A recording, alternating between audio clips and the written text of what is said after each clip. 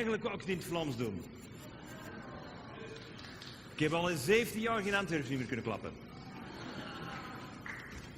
It's the first time in 17 years that I'm back in Antwerp to give a presentation. I've flown around the world, I've given probably thousands of lectures around the world, but hey, to come in this place, I was born just around the corner in the Wetstraat. Zijstraat van de Carnotstraat. And I think it's very important that to sense this spirit of the Zoo of Antwerp. I came at least 500 times as a young boy after school in here and saw the dolphins jump around and then took dolphins away. But being here, I wanted to share my insights of really what's the economy of the future and what can we do. But listening to this talk of Lars, I really do want to say one joke. It just popped up in my mind, and it's one of the first talks I gave in Tokyo. I live in Japan. And so when I was in Tokyo, I gave this talk, and in my talk I had this joke, because they always say put in a joke. And my joke was about, I would say, a minute 30. And the translator, it's consecutive translation, the translator comes in, 10 seconds over, everyone roaring and laughing. Just kind of thought, you know, this is very strange. Normally Japanese translations always take a little bit longer. So after my talk, I took the translator to the side and said, could you tell me, how did you succeed in translating my joke so fast? He said, I couldn't. I said, no. No. I said, Mr. Pauli told a joke, please laugh.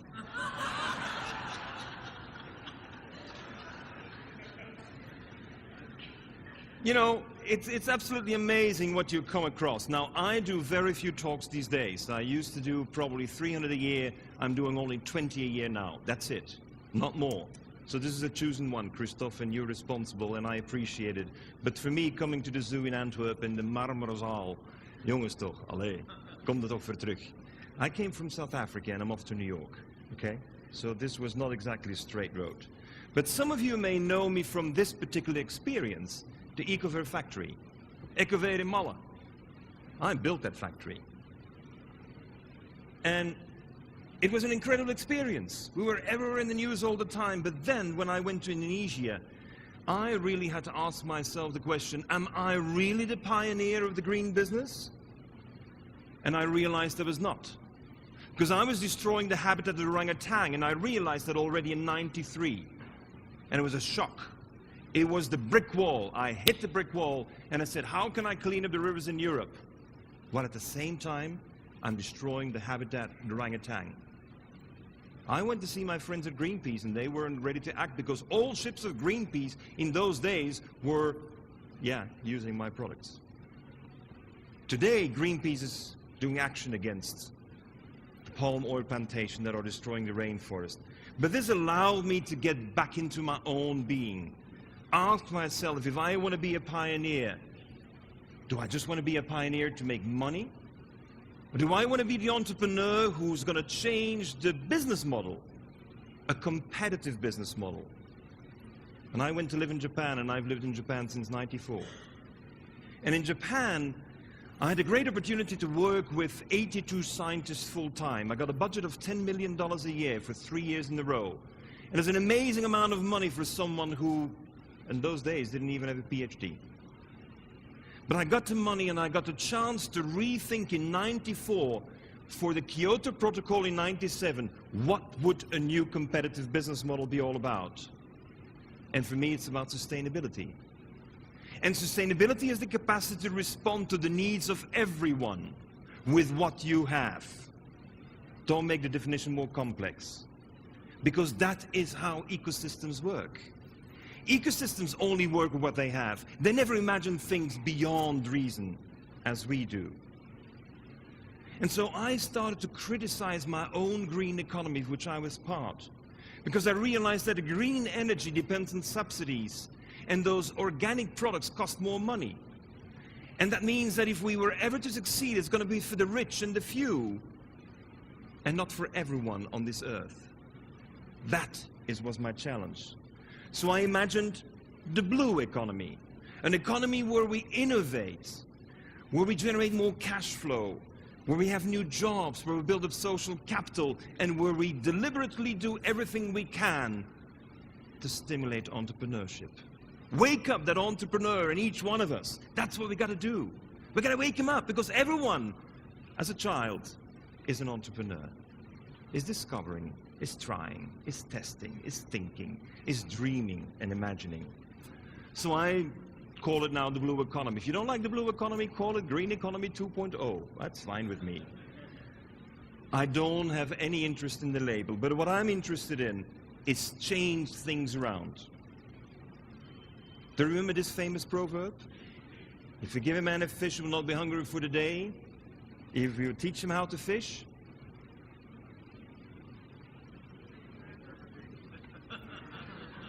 he will overfish. No fish is left.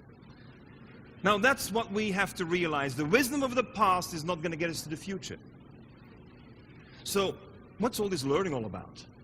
I mean, I believe that the only way to set up a business is that you have no education and no experience, and preferably no bank backing you. Then you're the real entrepreneur. That's how you should start. Because with a lot of money and a lot of experience, forget about it. You will imitate all the errors and change the fringes only. Now, when I think about innovations, I'm thinking about the whale. And I'm thinking how the whale is beating the laws of physics. Physics. Because I will only look at the innovations that I'm going to use for entrepreneurial activities if these innovations are based on physics. And I'm going to give you a whole series of examples. I'm sorry for those who study chemistry. I'm sorry for those who love biology. Biology and chemistry is great, but the fundamental shifts are in physics. The whale is able to pump 2,000 liters of blood with every pulse through 147 kilometers of veins and arteries. Let's talk friction now. I'm not going to go into the details, but this is where we get inspiration. When we do not apply the laws of physics, we're going to revert to chemistry, and we're going to make it toxic without knowing it. We're going to have collateral damage without wanting it. And if we go for biology, then we know nothing in biology is predictable. It always changes. Even the little seahorse. You know why the seahorse is the exception? The man have the babies. So in biology, biodiversity is that everything is unique. And therefore, if you want to have predictable industrial results based on biology, you're going to have to do GMO. You're going to have to put it in chemical baths. Otherwise, it's not going to work. But using physics, everything is predictable. Because the law of gravity always works 24 hours a day. No exceptions. So what kind of innovations do I want? I want innovations that eliminate the symbols of unsustainable production and consumption. Like the 300 billion bottles of Coke we're going to throw away. Like the 100 tons of titanium from our razors that we're going to throw in the landfills. Like the 40 billion batteries we're going to do away with without recycling. Like the cup of coffee you're drinking. The cup of coffee you're drinking, you're only consuming 0.2% of what the farmer ever produced. 99.8 is wasted and generates methane gas. You never associated coffee drinking with climate change. And what about the shiitake for those of you vegetarians who want to save the animals, but now you're responsible for the logging of the oak trees in China? We don't make the connections. We don't see how the business evolves. But we need to imagine businesses that will generate multiple cash flows, where we do take the coffee and the waste from the coffee bean is now going to be used to grow the shiitake mushroom. And thanks to the caffeine, the shiitake will grow 3 times faster. That means beating cash flow the Chinese. And the waste of the shiitake is great feed for pigs. I have 3 cash flows. And on top of that, I'm converting methane gas into CO2, which means I even have a CDM, a Clean Development Mechanism project on my hands. 4 cash flows. We're in business. Innovations I want are innovations where we go from scarcity to abundance. Replace something with nothing. And let me give you some examples. I'm going to give you 8 quick examples. 8 only. I'm presenting 100 examples over the next 2 years. And you can read them in Trends magazine. First one. Look at his cell phone. What is so unique about this cell phone made by the Fraunhofer Institute in Germany? It's a cell phone that doesn't have a battery. You know all the mess with the batteries, the chargers you have in your car, in your home, the one you lost in the hotel, the one that's in the office. Now, how does it work? Very simple. You put a phone close to your body, temperature differential of 3 degrees, that puts your phone on standby. There comes the call. Now the call, you need more energy. Now where does the energy come from? Start talking. Yeah, of course, when you have a phone, you have a call, you start talking. But when you talk, the pressure of your voice is converted to electricity. And the longer you talk, the longer you call. Hey, I like that. This phone has been working for 9 months without a battery. How come it's not in all your Nokias and your Samsungs? And you see the little sensor here? It has a little flutter.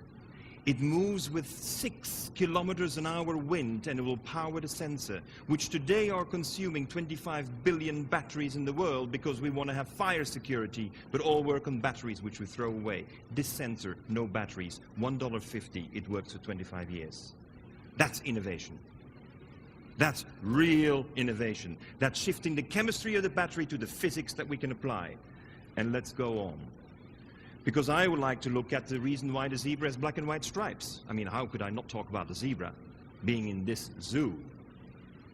The black gets hot, air rises, pressure decreases. The white is cooler, the air doesn't rise. High pressure, low pressure, wind. Here you see the first building I designed together with a Swedish architect in Japan. And we decreased the temperature inside the building by 5 degrees, simply using black and white. The laws of physics, very predictable. We can cut down on insulation. We can cut down on insulation. I mean, we're still in the mindset where we have to even put more insulation. Just use black and white, please. It works. Very predictable. The zebra knows it. The zebra can actually decrease the temperature by 9 degrees Celsius. Much more energy efficient. Or the termites. The termites, here is a school in Sweden designed after the termites. And this school in Sweden is able to refresh the air all year round every 30 minutes. Now, when the kids have fresh air every 30 minutes, the kids study better. They're smarter. And that's the air intake. Because the termites know how to get the temperature up in the mount, air goes out, under pressure is created, air comes in, air is heated through the underground.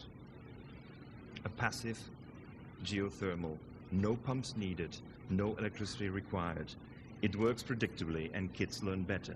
Here you see the biggest building in the world that is using this technique. It's in Harare, in Zimbabwe. I thought Zimbabwe had a problem with Mugabe. No, no, no, we all have a problem with Mugabe. But this is working. It's the most important, most sophisticated building in the world, in Harare, Zimbabwe. And you know what? You see all these chimneys on top to take the hot air out so the fresh air can circulate. It's 22 to 24 degrees in that building all year round, even when it's 45 outside. No HVAC. And since we don't need these air ducts in between 2 floors, we have an extra floor for free.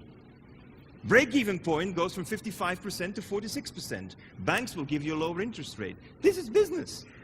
This is out-competing. This is not competing. This is not having an air conditioning system from Daikin that gives you 16% more efficiency. No, no, no. You don't need it anymore. Substitute something with nothing. That's what our mind has to do, and then we can advance. Or you look at this Ford dealership that is using the black and white as well to have an air conditioning system and a heating system at the same time. The black absorbs, hot air goes up. When it's winter time, let it blow inside. Summertime, heat exchanger. It's your air conditioner. I mean, this is innovation. And it's not around the corner or in 20 years. It is here and now, and we can use it immediately. No thermostat needed. Sorry, you guys from Honeywell and Siemens, you don't need that little thermostat anymore. If you have the architects who know the nonlinear mathematical models, it's going to work all the time, forever. That's nice. Or the chair of the home, the toilet. I have designed with teams these toilet systems where you don't need a septic tank, you don't need a sewage, you don't need nothing anymore. Everything is processed right on site. Every city says I'm nuts. That's an honor when they call me that. But no water treatment needed anymore. And the night soil, what the English language used to be, the night soil is going to go back to the earth. And that's where it's needed. Drinking water. I don't want any chlorine, that's chemistry. Here you see a very simple machine that is using the vortex. The vortex, yes. When you go to the toilet in the morning, you do this. and there it goes. And that swirling movement is the way water knows to go from one point to the other with the least friction. We use it in these water filter systems. Well, they're actually filtration systems without filters. We've done away with the filters. So no more membranes, no more filters, and you get clean water. What about that? It's installed in Texas. The company that makes it in Sweden. No representative in Europe. In Belgium. Hey, entrepreneurs, where are you? And when I was listening to the bacteria, this red seaweed is actually capable of blocking bacteria to talk to each other. Because bacteria talk to each other. And if they can't talk to each other, they can't make the biofilm. If they can't make the biofilm, you don't get sick. How do they do that? They make this little tiny molecule that blocks the ears of the bacteria. I'm not going to go into detail. Google Peter Steinberg. You'll find it on the web. He's exceptional. That means we don't need antibiotics anymore. We can cure TB without medicine. Thank you, ladies and gentlemen. Why do we need the medicine? Do it without the medicine. Because in nature, no one uses antibiotics except the earthworms. Coal-fired power stations. This is what our project does in Brazil. I have more than 50 projects implemented around the world. I'm obsessed with implementation. Too many people talking. Implementation, only thing that counts these days. Entrepreneurial, stimulating young people to build up their own businesses. And here you see what happens. The CO2 from the coal-fired power station is pumped into the retention basins of the cooling towers, and there we grow algae. And with these algae, we fight malnutrition in Brazil. And we have too much algae. So now we have to make biodiesel. And we have too much of the biodiesel. So now we have the membranes, and the membranes are esters, and the esters we use in cosmetics. La Mer. You know the product? La Mer. Well, that's esters. You're buying esters from the algae, and we make them from CO2. 4 times cash flow. And they say that CO2 is a problem. I don't understand why people have a problem with CO2. The brain that thinks it's a problem is the problem. Because we have to start thinking positive. One of the companies I established was a publishing house here in Belgium that was publishing the books of Lester Brown and the State of the World every year. We got to go over to action. I'm only going to share 2 more projects with you. Over 25 years, we succeeded to go from a barren land of deforested areas in Colombia, in the Orinoco Basin. We went back to 256 species. We invite nature back to be in charge. 8,000 hectares, it's proven. Now we're tapping the trees, and from the trees we're getting a biofuel. Now the biofuel has a byproduct called colophone. It's a biochemical. It gives you the gloss on your paper or on your paint. And here's the factory. It's right there where there is not even a road. But locally we're producing biofuels and no fossil fuels. And the turpentine, yes, you know, the turpentine we purify can be used both in diesel engines and in gasoline engines. Solutions, solutions, solutions, solutions. There's so many of them. Why do we lose time in studying so much more? Implementation is the key. Now here is what's happening. We plant forests. The forest provides drinking water. The forest provides us fuel. That gives us cash. And the cash we earn, we put back into planting more forests. And now we generate, of course, more jobs. We generate more biodiversity. We build up social capital. And the more forest, the more fuel. So it's interesting that the more fuel we're using, the more forests we're planting. This is how I dare to say we go from scarcity to abundance. That's what we need to do, nothing less. But the most important piece of data is this one. We purchased the land in 1984 for $1 a hectare. Today, it is worth $3,000 per hectare. That gives you over 25 years a better return than if you would have invested in Microsoft and held on to it. We have better returns regenerating forests than Microsoft can offer its shareholders. Ladies and gentlemen, that is what we need to do more. No subsidies, no banks. Confession, the Japanese government gave me $2 million. We needed 8 million to get this going, 2 million. Everything else we earned by selling solar water heaters. Change is there and right before us, and it's not difficult to do it. Last example.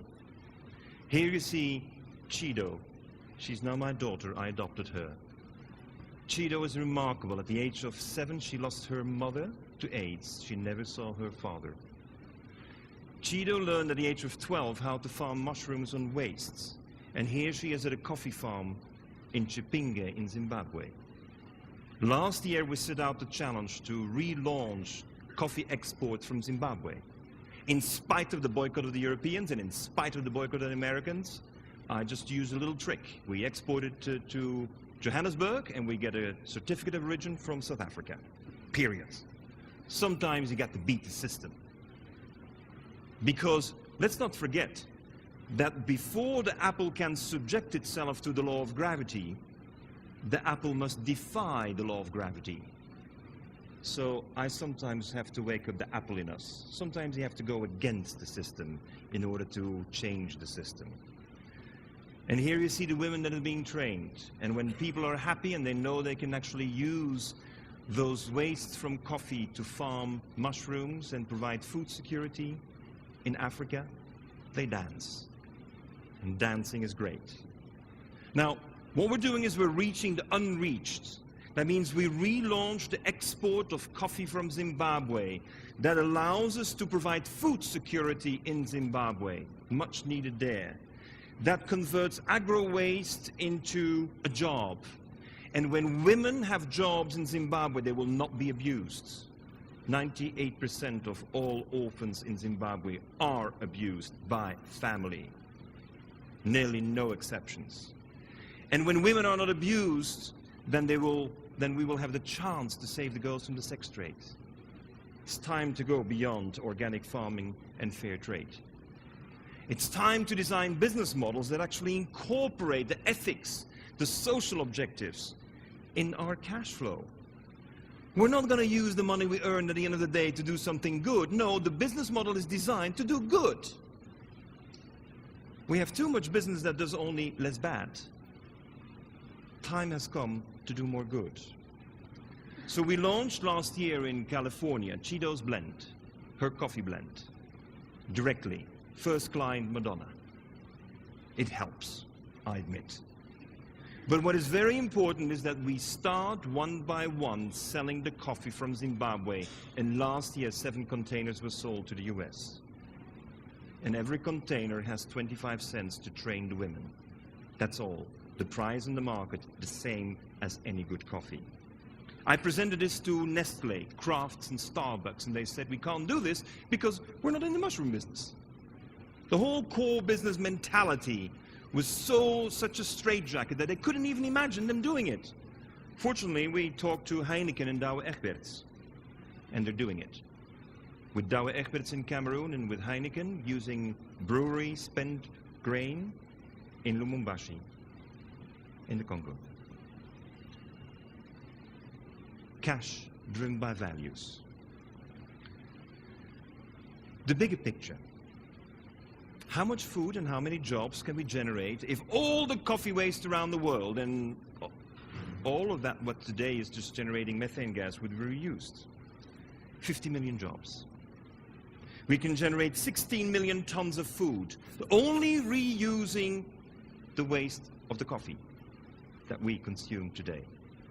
That is as much as 50% of the world's fish farming, just by using coffee waste. You add tea waste, you're at 100%. Where is hunger?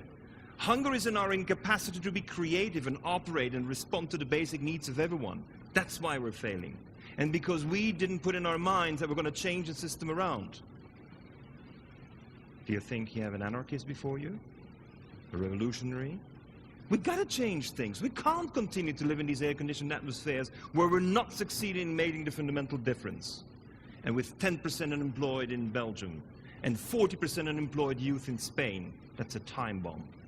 We got to create the jobs. And to create the jobs, you have to have the entrepreneurs. In 2009, we created 104 companies based on this model in Colombia alone.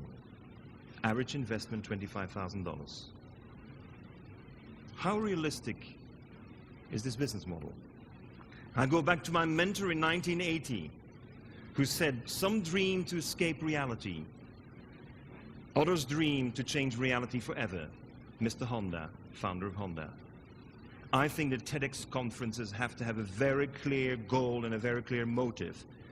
You're going to dream to change reality forever. Thank you.